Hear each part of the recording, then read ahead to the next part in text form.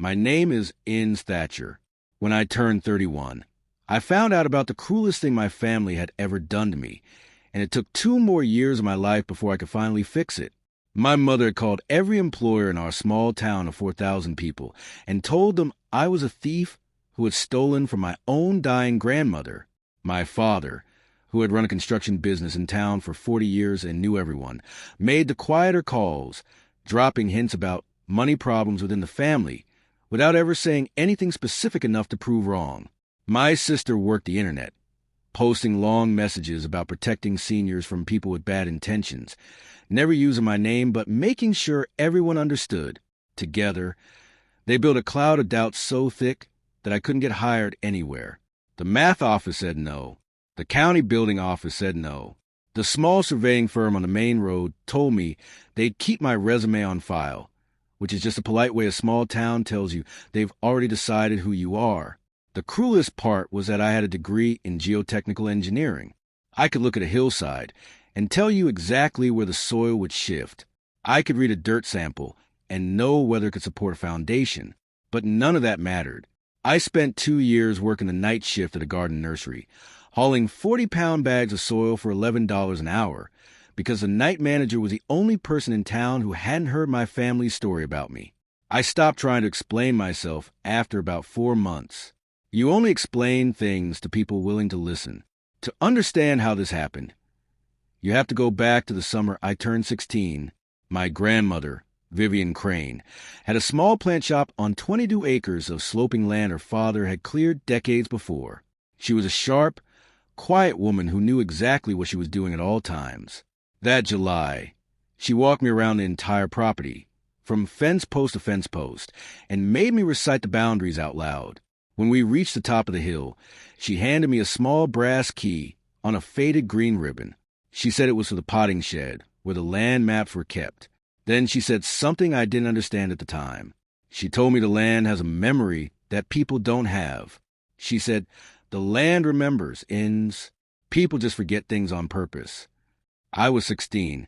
I thought she was being poetic. I put the key on my ring next to my new driving permit and went back to being a teenager. 6 years later, in 2018, she had a health scare and needed someone to move in and care for her. My mother had a list of reasons she couldn't do it. My sister had 2 kids and a schedule she wouldn't adjust for anyone.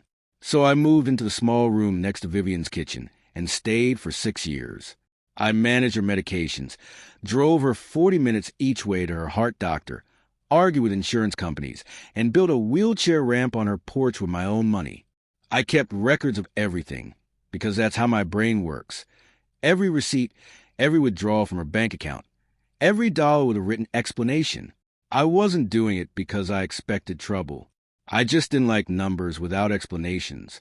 My mother visited maybe once a month, standing in the doorway without removing her coat, asking whether the will was finalized.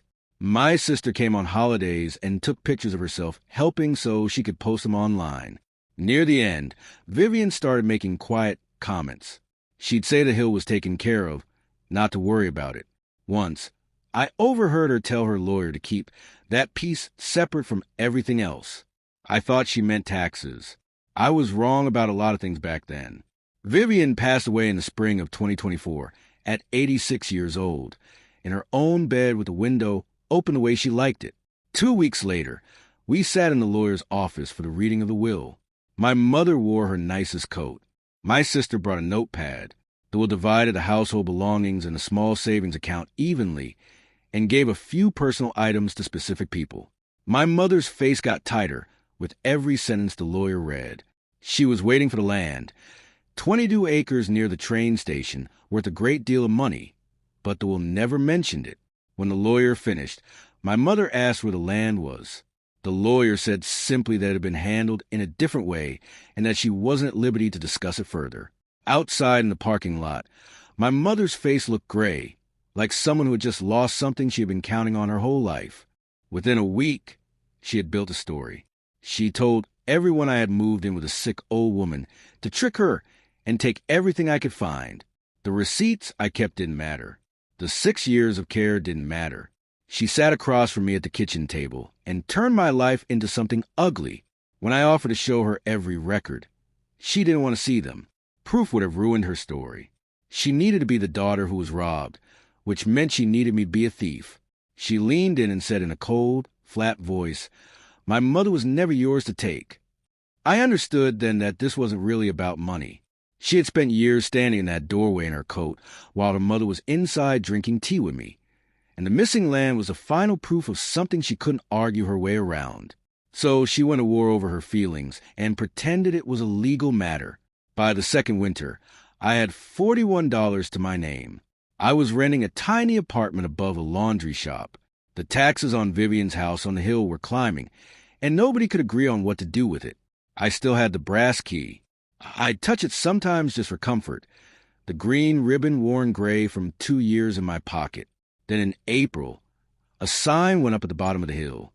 A developer named Brant Calder was building a new neighborhood called Crane Hill Commons. The whole town celebrated. My father told everyone his company would handle all the excavation. My mother let people believe she had arranged the sale. My sister posted about how blessed a family was. But when I looked at that sign, the math didn't work. If the land wasn't in the will, and the lawyer said it was handled differently, my mother couldn't legally own it. Someone needed to check. The estate sale at Vivian's house was that Saturday. On Friday evening, I drove up alone. The sale organizers hadn't reached the potting shed yet. I used the brass key. The lock was rusty, but it opened, and the shed smelled exactly like my childhood. I found the land maps in a metal tube on the top shelf. I unrolled the map of Crane's Hill, the same one Vivian had shown me when I was 16, and in the corner, in her handwriting, were 4 words, "Held in Trust, CMBB." Tucked alongside it was a business card from Marshall Brant, the man whose name was on the sign at the bottom of the hill. Public records confirmed the land was held by something called the VC Legacy Trust, established in 2011. The year I turned 16. The trust was private, so I couldn't see who the beneficiary was. The lawyer's office told me it was sealed and would only be revealed when certain conditions were met. I was stuck, but I had enough to know that my parents were trying to sell something they didn't own. A few weeks later, Brant Calder's company posted a job opening for a geotechnical engineer. I applied at 1 in the morning using only my degree and my work at the garden shop as references. 3 days later, I received an email not from a hiring manager, but from the founder's office directly. Marshall Brant wanted to interview me himself. When I walked into the building, the receptionist looked at me with a warmth I hadn't seen in years and said, "Mr. Brant has been waiting for you for a long time." Not just for the interview, for a long time. Marshall Brant was a tall man with calloused hands. He made tea instead of shaking hands across a desk. Lemon balm, the same tea my grandmother used to grow. Then he told me his story. 40 years ago, he was a 16-year-old with nowhere to go, sleeping in a drainage pipe and stealing food from Vivian's shop.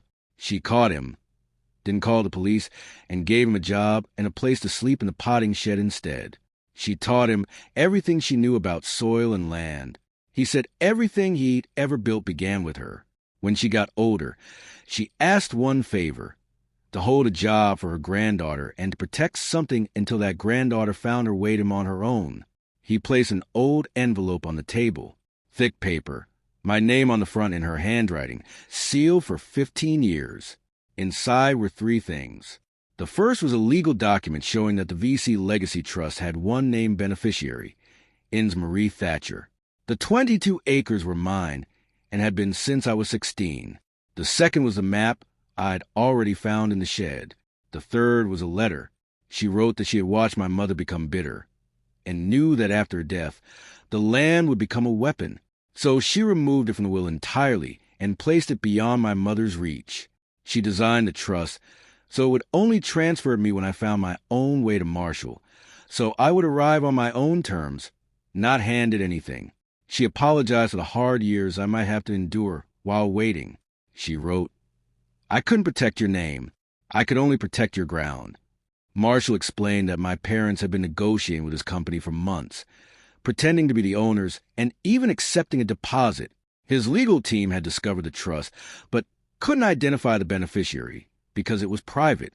Marshall had known all along. He had deliberately slowed the project for years to make sure he didn't build on my land without me there to decide. He had given Vivian his word. The groundbreaking ceremony was in 6 days. The whole town was invited. So was I. It was a beautiful Saturday. White tent, gold-painted shovels, newspaper photographers. My father was giving instructions to contractors. My mother was accepting compliments. My sister was filming herself. I stood at the edge of the crowd and watched them celebrate something that was never theirs. When Marshall took the microphone, he told the crowd there was a matter of land ownership that needed to be resolved before any ground was broken.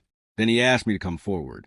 I walked to the front, laid the map on the table, and weighted the corners down with the gold shovels. I told the crowd my name and showed them the legal papers. This land has been held in trust for me for 15 years. I am the only owner. My mother screamed. She called me a liar and a thief in front of everyone who had believed her for 2 years. She said I had manipulated Vivian. She had no proof because there was none. Then, her voice breaking, she said something that showed the real wound underneath everything. She never once said she was proud of me, and she gave you everything. I felt sorry for her then. I truly did. But I said what needed to be said. I'm sorry she did that to you. But I'm not going to pay for it anymore.